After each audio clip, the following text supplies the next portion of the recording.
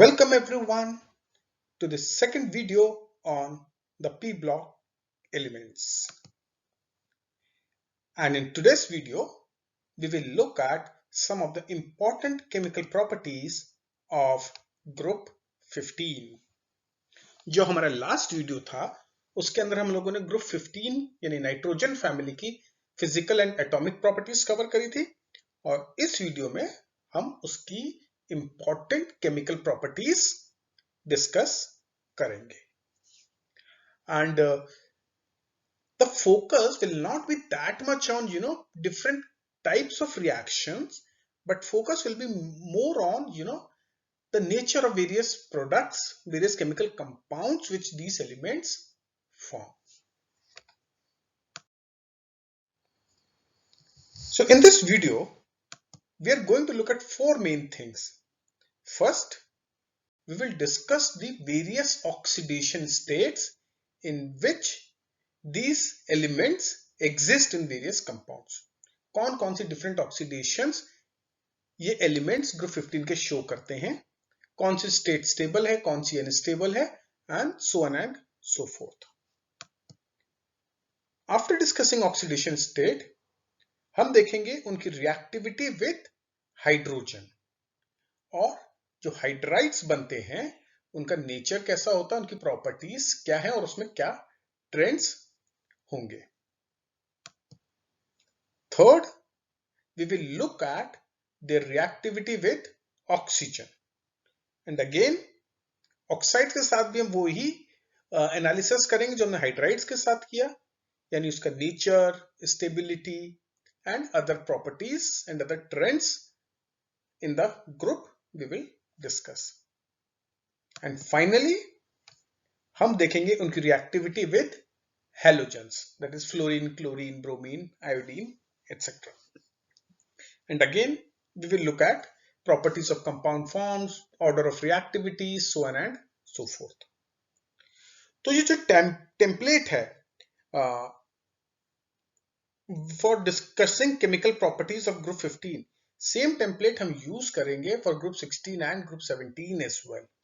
मतलब वहां पर भी हम ऑक्सीडेशन स्टेट डिस्कस करेंगे, हाइड्राइड्स, ऑक्साइड्स और हैलाइड्स डिस्कस करेंगे और काफी सारी चीजें, काफी सारे वेरिएशंस, काफी सारे ट्रेंड्स सिमिलर होंगे ग्रुप 15 में, ग्रुप 16 में और ग्रुप 17 में. ओके, तो सबसे पहले हम स्टार्ट करेंगे with oxidation state. Okay, so let's start our discussion with oxidation states of nitrogen family. तो हमें पता है कि नाइट्रोजन फैमिली का जो जनरल इलेक्ट्रॉनिक कॉन्फ़िगरेशन है वो क्या है, NH2 NP3, right? So now it can show oxidation states ranging from -3 to +5. ये कैसे? तो सारे एलिमेंट्स क्या करेंगे, they will try to achieve nearest inert gas configuration, right? तो जैसे अगर हम नाइट्रोजन की बात करते हैं, नाइट्रोजन का होता है 2s2 2p3. सो इट में एक्चुअली गेन 3 इलेक्ट्रॉन्स और अगर वो 3 इलेक्ट्रॉन गेन करता है तो it will achieve electronic configuration of neon. So in this case it's oxidation state will become -3. और the other way could be कि it can lose all the 5 electrons and achieve electronic configuration of helium, right?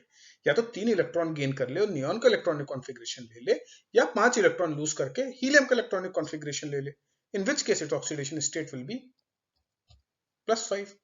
So we say the oxidation state की जो range है that will be from -3 to +5 for elements of group 50.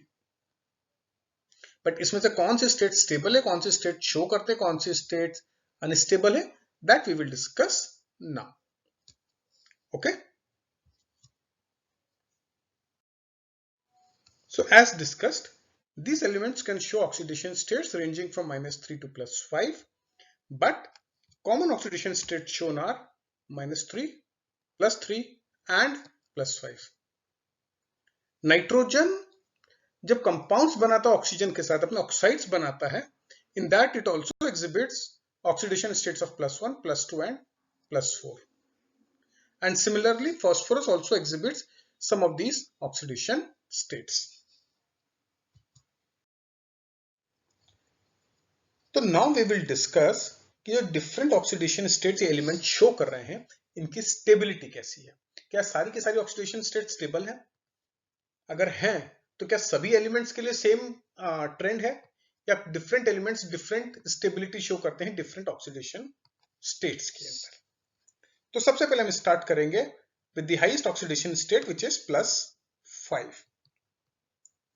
तो what is observed कि as we move from top to bottom in the group, that is from nitrogen towards bismuth, right? Nitrogen, phosphorus, then you have arsenic and antimony, and finally you have bismuth. तो जैसे जैसे हम नीचे की तरफ move करते हैं, stability of +5 oxidation state decreases. मतलब जो बिस्मथ है, bismuth is known to show +5 oxidation state in only one compound which is its fluoride. और वो भी इसलिए कि fluorine is very very electronegative. तो बिस्मथ का केवल एक ही नॉन कंपाउंड है जिसके अंदर वो +5 ऑक्सीडेशन स्टेट में एग्जिस्ट करता है. Other than that there are no compounds in which bismuth shows +5 oxidation state. जबकि आपका फास्फोरस, आर्सेनिक और antimony show +5 oxidation state in many other compounds. So what is the reason behind this lack of stability of +5 oxidation state as we move from top to bottom in the group? क्या reason है कि +5 oxidation state की stability कम हो जाती है? तो ये हो सकता है कि ये वर्ड आपने पहले भी रीड किया हो, but the reason behind it is inert pair effect. Inert pair effect. Inert pair effect is the reason why stability of higher oxidation states in p block elements decreases down the group. केवल group 15 के लिए ही नहीं, group 15, 16, 17 सब के अंदर same चीज valid है कि हायर ऑक्सीडेशन स्टेट्स की स्टेबिलिटी डाउन द ग्रुप कम होगी. और ये इनर्ट पेयर इफेक्ट क्या है? Now let's try to understand this thing. You have a nucleus, right, जिसमें अपना सारा पॉजिटिव चार्ज है, and you have p orbital, then you have s orbital, let's say, okay. तो न्यूक्लियस इन इलेक्ट्रॉन्स को अपनी तरफ अट्रैक्ट कर रहा है, राइट? तो हम फोकस करेंगे s ऑर्बिटल्स के इलेक्ट्रॉन्स के ऊपर. तो s ऑर्बिट में 2 इलेक्ट्रॉन्स हैं. s ऑर्बिटल कंप्लीटली फिल्ड रहेगा और इनके electrons will be attracted towards the nucleus. अब क्या होता है, जैसे जैसे हम नीचे जाते हैं ग्रुप के अंदर, फ्रॉम नाइट्रोजन टुवर्ड्स बिस्मथ, तो डी ऑर्बिटल फिल होना शुरू हो जाता है. आर्सेनिक के अंदर डी ऑर्बिटल फिल होगा, एंटीमनी में भी डी ऑर्बिटल फिल हो जाएगा, और बिस्मथ में डी और एफ दोनों ऑर्बिटल फिल्ड रहेंगे. और हमने स्टडी करा हुआ है कि डी और एफ ऑर्बिटल की जो स्क्रीनिंग होती है दैट इज वेरी पुअर. मतलब वो आउटर इलेक्ट्रॉन को शील्ड नहीं कर पाते हैं effectively from the nuclear charge. ठीक है, डी और एफ इलेक्ट्रॉन्स की स्क्रीनिंग पुअर होती है, जिसके कारण वो आउटर इलेक्ट्रॉन्स को शील्ड नहीं कर पाते हैं फ्रॉम अट्रैक्शन ऑफ न्यूक्लियस. तो इसके कारण क्या होगा, जो ये s ऑर्बिटल के इलेक्ट्रॉन्स हैं इनके ऊपर z इफेक्टिव बढ़ जाएगा, ज्यादा होगा. These electrons will be held closely by the nucleus and therefore they will not be able to take part in bonding, या they will be reluctant to take part in bonding, या उनको मुश्किल होगी कि वो बॉन्डिंग में part ले.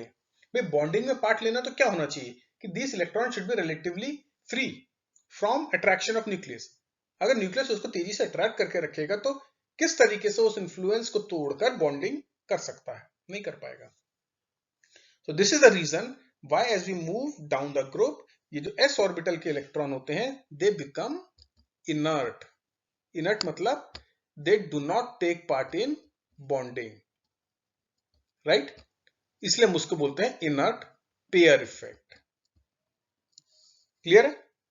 एक और बार समझा देता हूं कि जैसे जैसे हम ऊपर से नीचे आएंगे d ऑर्बिटल्स और f ऑर्बिटल्स में इलेक्ट्रॉन फिलअप होना शुरू हो जाएंगे। हमें पता है d और f ऑर्बिटल की स्क्रीनिंग पुअर होती है। अगर स्क्रीनिंग पुअर होगी तो जो आउटर इलेक्ट्रॉन है उसके ऊपर न्यूक्लियर का चार्ज ज्यादा होगा, जिसके कारण से जो s ऑर्बिटल के इलेक्ट्रॉन से स्पेसिफिकली वो न्यूक्लियस के थोड़े ज्यादा पास हो जाएंगे और न्यूक्लियस से ज्यादा स्ट्रांगली बॉन्डेड होंगे, जिसके कारण वो उनको डिफिकल्टी होगी बॉन्डिंग में पार्ट लेने के लिए, and therefore they will not take part in bonding. They will not get unpaired and take part in bonding. Therefore, we can say that they have become inert. And this lack of bonding by pair of electrons in s orbital is known as inert pair effect. तो क्योंकि ये दो electron part नहीं लेंगे bonding के अंदर, तो कितने अनपेयर्ड इलेक्ट्रॉन बचे? आपके p ऑर्बिटल में इलेक्ट्रॉन बचे ना। देखो आपके s ऑर्बिटल में 2 इलेक्ट्रॉन थे और आउटर मोस्ट p ऑर्बिटल में 3 इलेक्ट्रॉन है। तो अगर ये दो अनपेयर हो जाते तो आपकी ऑक्सीडेशन स्टेट +5 हो जाती, पर क्योंकि ये बॉन्डिंग में पार्ट नहीं ले रहा है तो maximum oxidation state, stability of oxidation state will be more for +3 rather than +5। Clear है? काफी इंपॉर्टेंट क्वेश्चन है ये। सो why does stability of +5 oxidation state decreases down the group? This is due to inert pair effect. And the same is the reason why stability of +3 oxidation state increases. Clear? Great. Now let's look at stability of -3 oxidation state.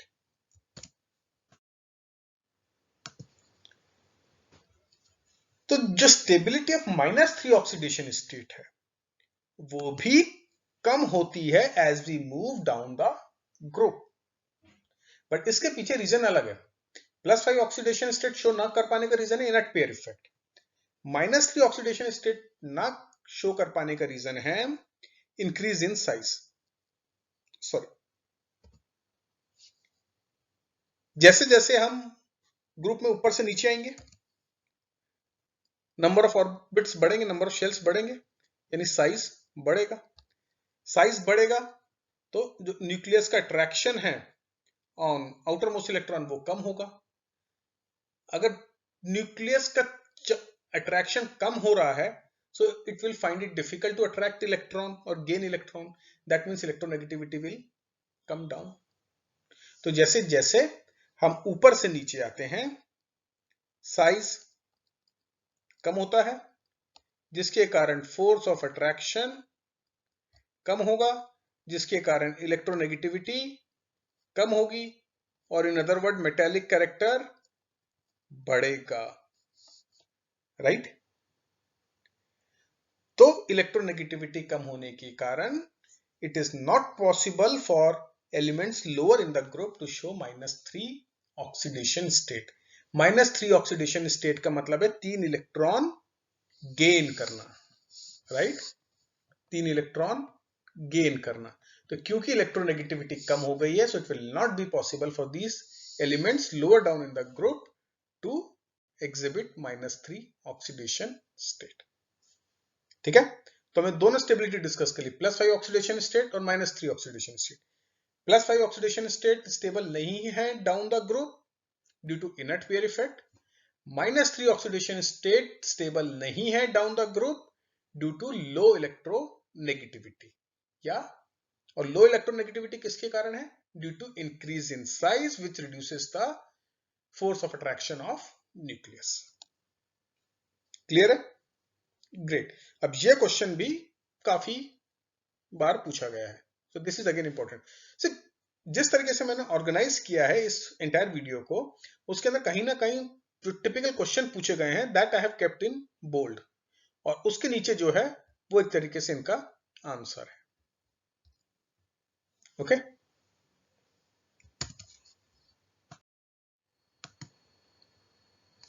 Now we will look at a related concept which is maximum covalency और covalency. एक चीज याद रखो, covalency और oxidation state दो different concept है जो आपको पता है, राइट। कोवेलेंसी होता है कि नंबर ऑफ बॉन्ड्स कितने फॉर्म कर रहा है, और ऑक्सीडेशन स्टेट तो एक तरीके से मॉलिक्यूल को जब हम देखते हैं तो उसके ऊपर कितना चार्ज आ रहा है उसको हम ऑक्सीडेशन स्टेट बोलते हैं। तो दोनों चीजें अलग अलग है। सो what is the maximum covalency which is shown by nitrogen? ये बहुत ही इंपॉर्टेंट क्वेश्चन है। Maximum covalency of nitrogen vis-a-vis other group element. So the maximum covalency of nitrogen है that is restricted to 4. 4 क्यों? देखो, again we will look at their electronic configuration. ये 2s और ये 2p. Okay, now इसके पास d orbitals नहीं है। Second shell के अंदर d ऑर्बिटल्स नहीं होते हैं। तो अगर सेकेंड शेल में d ऑर्बिटल्स नहीं होते हैं तो ये इलेक्ट्रॉन जो 2s के इलेक्ट्रॉन्स हैं they can not be unpaired, they can not be excited to, they cannot be excited and made to show higher oxidation state, made to show higher covalency, right? ये bond कितने form होंगे? जितने unpaired electrons उतने ही maximum bonds form हो सकते हैं ना। तो उस हिसाब से 3 बॉन्ड्स फॉर्म होने चाहिए, मैक्सिमम कोवेलेंसी 3 होनी चाहिए। बट ये जो पेयर ऑफ इलेक्ट्रॉन है this can form coordinate bond. हमने पढ़ा था कोऑर्डिनेशन कंपाउंड के अंदर donation of a lone pair of electron. तो ये जो पेयर्ड इलेक्ट्रॉन है 2s ऑर्बिटल में this can form a coordination bond. तो एक कोऑर्डिनेट बॉन्ड बन सकता है और 3 कोवेलेंट बॉन्ड बन सकते हैं। तो टोटल 4 बॉन्ड्स वो बना सकता है nitrogen. So the maximum covalency of nitrogen is restricted to 4। But जो बाकी एलिमेंट्स हैं they show even +5, they show even covalency of even 5। क्यों? जैसे अगर हम फास्फोरस की ही बात करें तो फास्फोरस के अंदर 3s है, 3p है और 3d ऑर्बिटल्स हैं। तो अगर 3s ऑर्बिटल के इलेक्ट्रॉन को अगर मैं एक्साइट कर दूं, अनपेयर कर दूं, तो मेरे पास कुछ ऐसी सिचुएशन बन जाएगी। अब मेरे पास 5 अनपेयर्ड इलेक्ट्रॉन है and I can form 5 bonds. So जो बाकी एलिमेंट्स है they can actually show a covalency of 5, maximum covalency of 5। ठीक? So nitrogen can show maximum oxidation state of +5. That's a different thing. But it cannot show a maximum covalency of 5. It can show maximum covalency of only 4. Clear है? Again, बहुत ही important question है। Different forms में ये question पूछा जाता है कि why nitrogen cannot form pentahalides or pentachlorides? Why maximum covalency of nitrogen is 4? तो रीजन क्या होगा? Nitrogen doesn't have vacant d orbital, hence its covalency is restricted to 4। इतना सा रीजन आपको देना पड़ेगा। ये बाकी मैंने पूरा एक्सप्लेन करा आपको क्यों ऐसा हो रहा है, बट ये एक्सप्लेनेशन देने की आपको एग्जाम में कोई जरूरत नहीं है। You just need to mention कि nitrogen doesn't have vacant d orbitals and hence its covalency is restricted to 4। Whereas other elements in group 15 have d orbitals, so which can be used for bonding, and this helps them to expand their covalency to 5. Clear? Very important again. Again, this is the question on maximum covalency, and this is the explanation for that.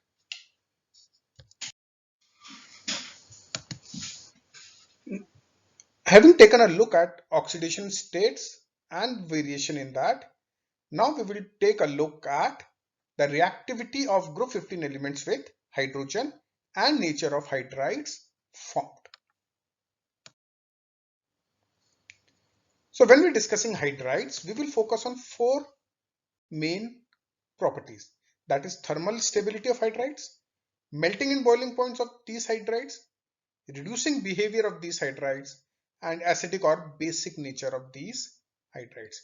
तो इन चार properties का variations हम देखेंगे as far as hydrides are concerned across the group.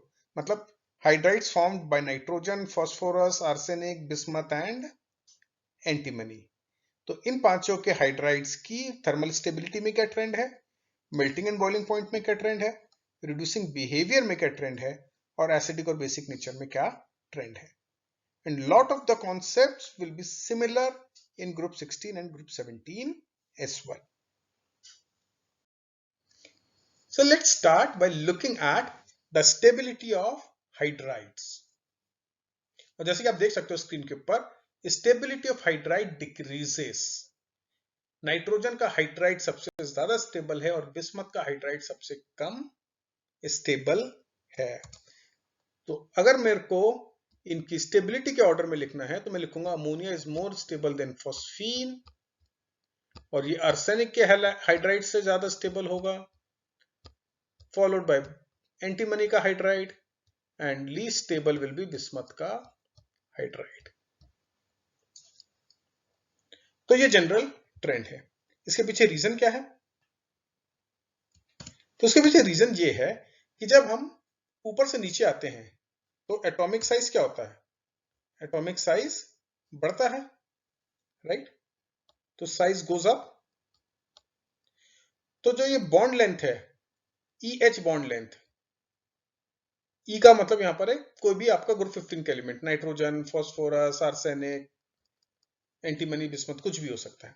तो ये जो bond length है, this bond length, this will increase.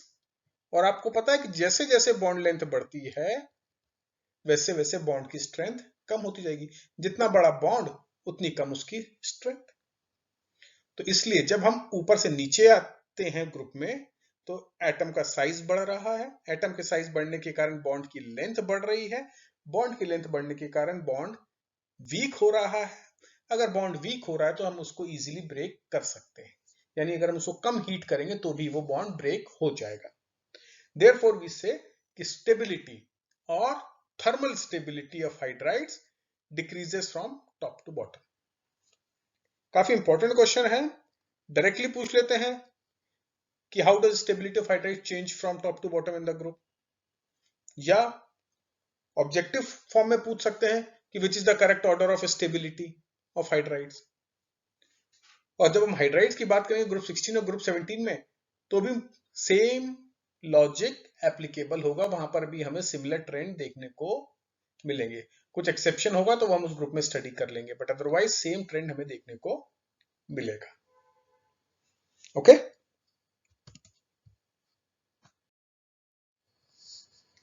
Now let's look at melting point and boiling point of these hydrides. और जो melting point और boiling point है उसमें क्या ट्रेंड है? तो जैसे जैसे हम ग्रुप में नीचे जाएंगे, melting point or boiling point of hydrides will increase. और increase क्यों होता है?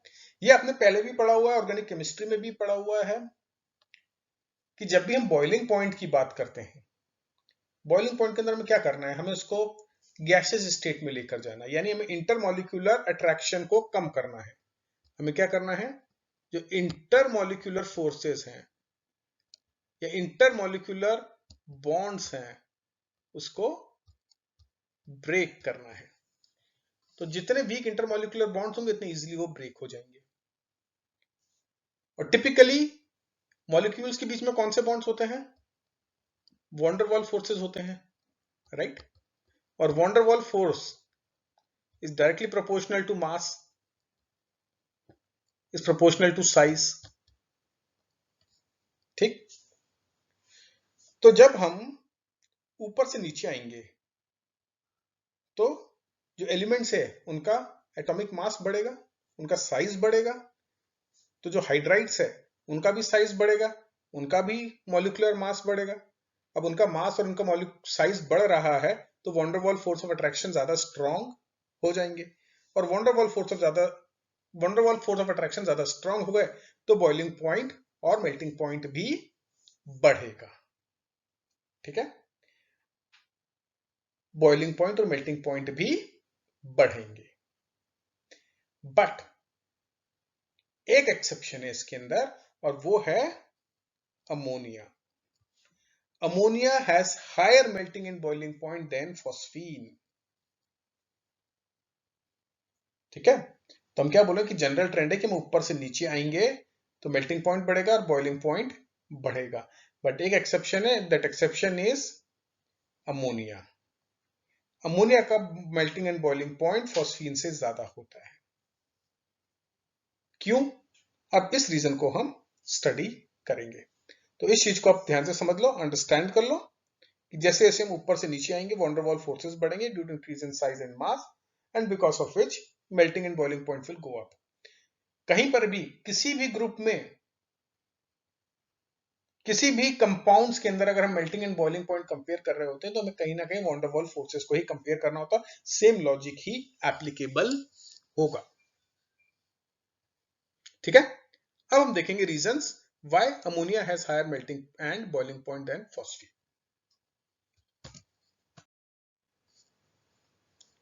तो अमोनिया का मेल्टिंग पॉइंट और बॉइलिंग पॉइंट फॉस्फीन से ज्यादा होता है because nitrogen has very small size and it is very electronegative, therefore it is able to form hydrogen bonding in both solid and liquid state. Ammonia के molecules के बीच में hydrogen bonding होगी। ये nitrogen atom एक molecule का या hydrogen atom दूसरे molecule का, इनके बीच में हाइड्रोजन बॉन्ड फॉर्म होगा। क्यों हो रहा है? और फास्फोरस क्यों नहीं कर पा रहा है? क्योंकि नाइट्रोजन का साइज छोटा है, नाइट्रोजन की इलेक्ट्रोनेगेटिविटी ज्यादा है। So because of these two reasons, high electronegativity of nitrogen and small size of nitrogen, it is able to form hydrogen bond both in solid and liquid state, due to which it has higher melting point as well as higher boiling point. क्योंकि दोनों state में है ना उसके पास hydrogen bond, solid state में भी liquid state में भी। सॉलिड स्टेट में है इसलिए higher melting point, liquid state में है इसलिए हायर बॉइलिंग पॉइंट। ठीक, तो this is the reason why ammonia has higher melting and boiling point. काफी इंपॉर्टेंट है again from perspective of exams. Otherwise तो ये आपका ऑर्डर हुआ melting and boiling point of hydrides, ammonia greater than phosphine, और उसके बाद स्टैंडर्ड जो हम एक्सपेक्ट करते हैं वंडरवॉल फोर्सेस बढ़ने के कारण। We will look at the reducing character of hydrides. ये क्या वेरिएशंस हम देखते हैं रिड्यूसिंग कैरेक्टर या रिड्यूसिंग स्ट्रेंथ के अंदर। तो जो रिड्यूसिंग नेचर है हाइड्राइड का, that increases from top to bottom in the group, और इसका रीजन हम ऑलरेडी स्टडी कर चुके हैं। अभी हमने स्टडी किया था कि जैसे जैसे हम ऊपर से नीचे आएंगे बॉन्ड वीक होगा क्योंकि बॉन्ड लेंथ बढ़ेगी। सो bond dissociation enthalpy decreases from top to bottom in the group and therefore hydrides easily lose hydrogen. EH bond की स्ट्रेंथ कम हो जाएगी यानी बॉन्ड डिसोसिएशन एंथैल्पी कम हो जाएगी तो इजीली ब्रेक हो जाएगा and easily it will lose hydrogen. Loss of hydrogen is oxidation, मतलब अगर खुद ऑक्सीडाइज हो रहा है तो it is reducing something else. So therefore reducing character of hydrides increases from top to bottom in the group, and reason is bond dissociation enthalpy decreases, and this is the order of reducing character. Ammonia is least reducing in nature, whereas bismuth hydride is most reducing in nature. Clear है? Same explanation है जो कि हमने stability of hydrides में देखा था। And the last properties of hydride which we will study is their acidic or rather basic nature. Most of these hydrides are basic in nature. ये hydrides act as Lewis base, और हमने पढ़ा हुआ Lewis base क्या होते हैं? which donate electron. और इन सब हाइड्राइड्स के अंदर जो ग्रुप 15 का एलिमेंट है, नाइट्रोजन, फॉस्फोरस एक्सेट्रा, उसके पास लोन पेयर होता है which it can donate. So therefore these acts as Lewis base. And the basic nature of hydrides decrease from top to bottom in the group। ठीक है, तो पहली चीज, these are all Lewis bases, they have lone pair to donate। and the second thing is the basic nature of hydrides क्या होता है, decrease होता है as we move from top to bottom in the group। अब क्यों हो रहा है इसको हम देखते हैं, इसके पीछे का रीजन अब हम स्टडी करते हैं।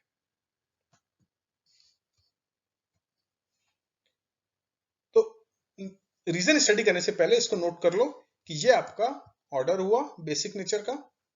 Ammonia most basic and least basic is bismuth hydride. अब रीजन क्या है, जैसे जैसे हम ऊपर से नीचे आते हैं साइज बढ़ रहा है, तो जो साइज बढ़ रहा है तो जो लोन पेयर है, ऑर्बिटल का साइज बढ़ रहा है तो जो लोन पेयर की इलेक्ट्रॉन डेंसिटी है वो कम हो रही है, क्योंकि वो इलेक्ट्रॉन ज्यादा वॉल्यूम में डिफ्यूज हो जाएंगे, राइट। अगर तुम्हारा एक ऑर्बिटल, मानो ये नाइट्रोजन का ऑर्बिटल है और ये फास्फोरस का है, तो तुम्हारे इलेक्ट्रॉन ज्यादा बड़े वॉल्यूम के अंदर डिफ्यूज है, यानी इलेक्ट्रॉन डेंसिटी कम हो गई है। Because of this reduced electron density it becomes difficult to donate the lone pair and hence basicity decreases। ठीक है, तो ये रीजन आपको याद रखना है कि साइज इंक्रीज होता है जिसके कारण से इलेक्ट्रॉन डेंसिटी रिड्यूस हो जाती है as electrons are diffused over a larger volume and therefore basicity decreases। एक चीज याद रखो, जब हम लुईस बेस की तरह काम कर रहे हैं तो इलेक्ट्रॉन लूज करने से कुछ नहीं होगा, इलेक्ट्रॉन हमें एक्चुअली डोनेट करना है किसी लुईस एसिड को। अगर हमें रैंडमली इलेक्ट्रॉन लूज करना है तो वो चीज अलग है, बट अगर हमें वो कोऑर्डिनेट बॉन्ड, मतलब अगर हमें वो इलेक्ट्रॉन डोनेट करना है किसी लुईस एसिड को, तो उसके अंदर इलेक्ट्रॉन डेंसिटी ज्यादा स्ट्रॉन्ग होनी चाहिए, तभी वो डोनेशन पॉसिबल हो पाता है। ठीक है, तो ये अगेन वेरी इंपॉर्टेंट प्रॉपर्टी, तो इसको याद रखो, इसको समझो कि इलेक्ट्रॉन डेंसिटी रिड्यूस होने के कारण जो बेसिक नेचर है ऑक्साइड का, सॉरी बेसिक नेचर है जो हाइड्राइड का, वो डिक्रीज होता है from top to bottom.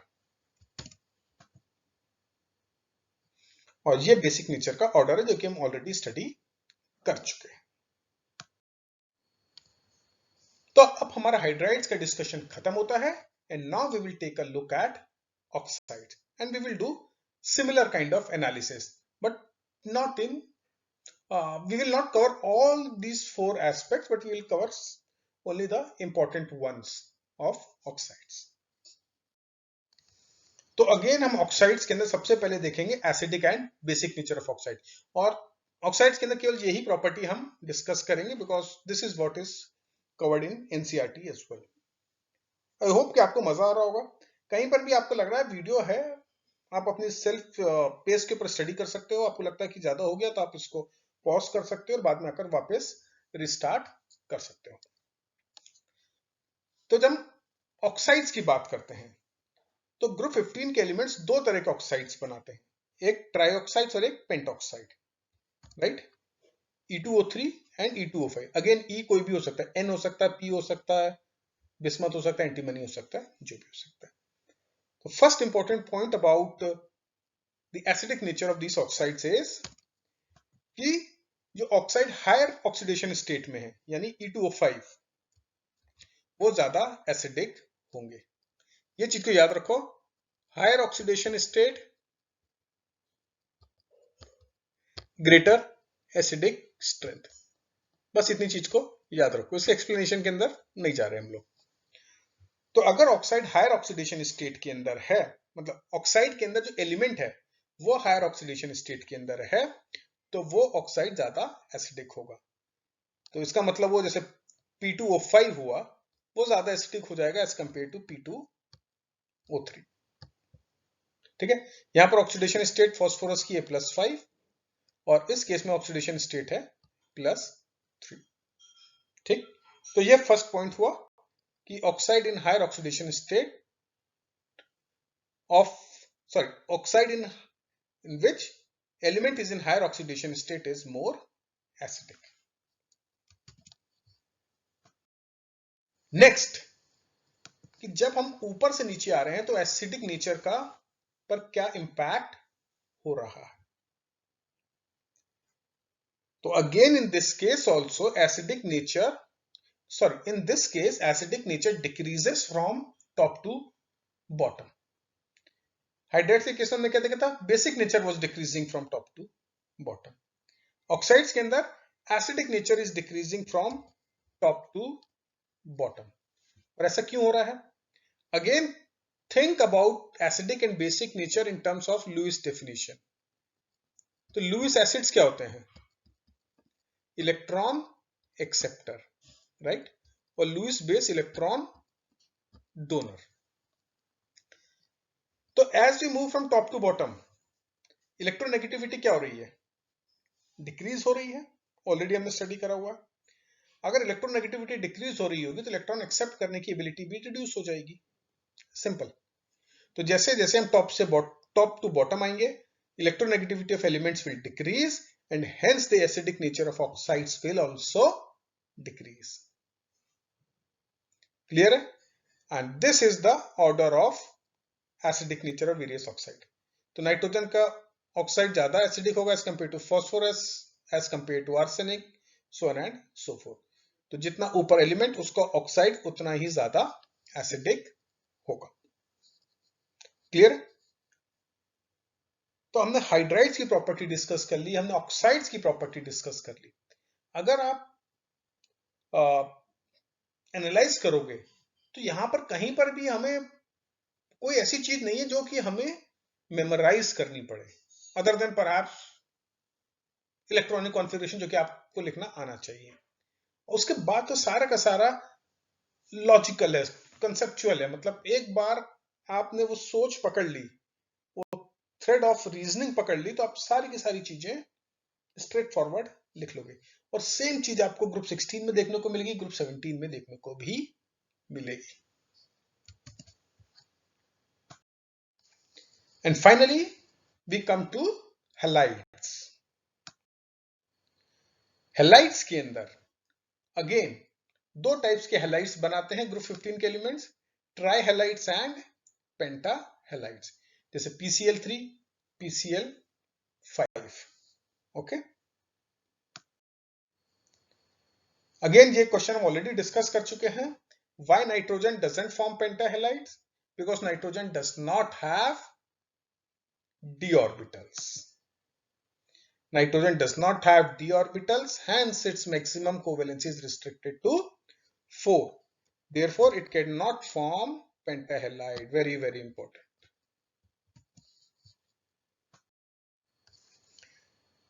Again ये चीज भी हम ऑलरेडी डिस्कस कर चुके हैं। Stability of pentahalides decreases down the group. हमने ऑलरेडी पढ़ा कि हायर ऑक्सीडेशन स्टेट की स्टेबिलिटी कम होती है जब हम ऊपर से नीचे आते हैं due to inert pair effect. तो सेम चीज, सेम लॉजिक यहां पर काम कर रहा है।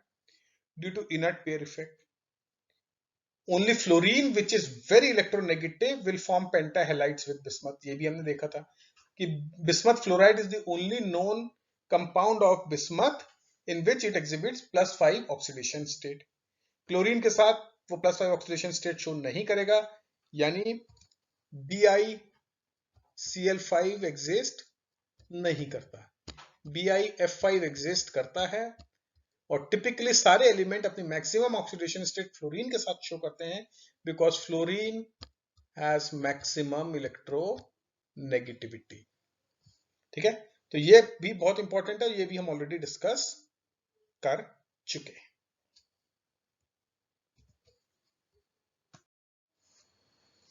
तो last point which we need to discuss in halides is their covalent character. कोई भी बॉन्ड 100% आयनिक या 100% कोवेलेंट नहीं होता, सब में आयनिक और कोवेलेंट कैरेक्टर मिक्स होता है। कोई 60% आयनिक है, कोई 70% आयनिक है, कोई 60% कोवेलेंट है, कोई 70% कोवेलेंट है। तो ये जो कोवेलेंट कैरेक्टर है हैलाइड्स के अंदर, वो कैसे चेंज हो रहा है as we move from top to bottom.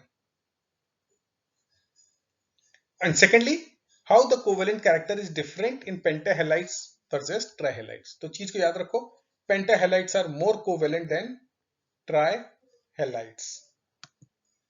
और रीजन क्या है कि पेंटाहेलाइड्स, ये चीज तो मतलब आपको पता होनी चाहिए, नहीं पता है तो नोट कर लो कि ऑक्सीडेशन स्टेट जितनी ज्यादा होगी उतना ही ज्यादा उसका कोवेलेंट कैरेक्टर होगा। ये बेसिकली फजान्स रूल है जो कि आपने 11th में पढ़ा होगा कि due to increase in oxidation state क्या होता है, ऑक्सीडेशन स्टेट बढ़ जाती है तो पोलराइजिंग पावर बढ़ जाती है। और जितना ज्यादा पोलराइज होगा कैटायन, जितना ज्यादा पोलराइज करेगा एनायन को, यानी जितना ज्यादा इलेक्ट्रॉन डेंसिटी को अपनी तरफ पुल करेगा, उतना ज्यादा कोवेलेंट कैरेक्टर होगा। तो pentahalides are more covalent than trihalides. Simple सा रीजन है कि पेंटाहेलाइड्स में ऑक्सीडेशन स्टेट ज्यादा है ग्रुप 15 एलिमेंट्स की, और क्योंकि ऑक्सीडेशन स्टेट ज्यादा है तो उनकी पोलराइजिंग पावर ज्यादा है, और पोलराइजिंग पावर ज्यादा है तो कोवेलेंट कैरेक्टर ज्यादा होगा। This is Fajans rule. तो एग्जाम में क्वेश्चन आए तो आप बिल्कुल ऐसे ही लिखिए, due to increase in oxidation state the polarising power increases and hence covalent character increases, और ब्रैकेट में लिख दो आप Fajans rule. Same Fajans rule अब हम आगे भी यूज करेंगे। जब हम ग्रुप में ऊपर से नीचे आते हैं तो covalent character of trihalides decreases, covalent character of trihalides decreases. एक और पॉइंट फजान्स रूल का, जो आपका कैटायन है, इस केस में कैटायन कौन है, ग्रुप 15 के एलिमेंट्स, ठीक है, ग्रुप 15 के elements are acting as cation. तो जो कैटायन है उसका साइज अगर छोटा होगा तो ज्यादा पोलराइज करेगा, और उस केस में कोवेलेंट कैरेक्टर ज्यादा होगा, ठीक है। एनायन जितना बड़ा होगा उतना ज्यादा पोलराइज्ड होगा और उतना ज्यादा कोवेलेंट कैरेक्टर होगा। तो ये again this is from फजान्स rule.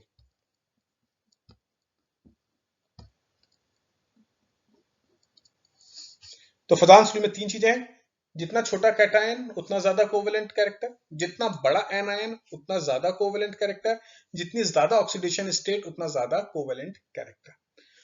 तो जैसे जैसे हम ग्रुप में ऊपर से नीचे आते हैं, एटॉमिक साइज क्या हो रहा है, बढ़ रहा है, यानी कैटायन बड़ा हो रहा है, यानी उसकी पोलराइजिंग पावर कम हो रही है, यानी कोवेलेंट कैरेक्टर कम हो रहा है।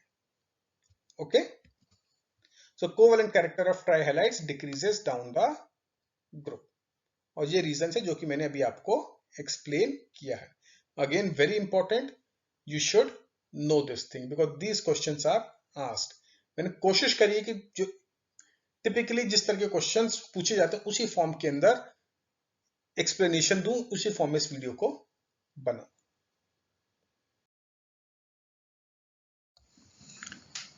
So with this we come to the end of this particular video. इस वीडियो में हमने केमिकल प्रॉपर्टीज डिस्कस करी ग्रुप 15 एलिमेंट्स की, उनकी ऑक्सीडेशन स्टेट्स, उनकी reactivity with hydrogen, oxygen and halogens, and properties of hydrides, oxides and halides which are formed. Similar analysis we will do for group 16 and 17 as well. And lot of these trends, lot of these concepts will remain the same. So what I will advise you is to go through this video very carefully and try and understand the concepts covered in it, so that when we discuss group 16 and group 17, things will be very easy for you. Okay, so I hope you enjoyed the video, and I will be back soon with the next video in the series P block elements. So till then, goodbye and have a nice time.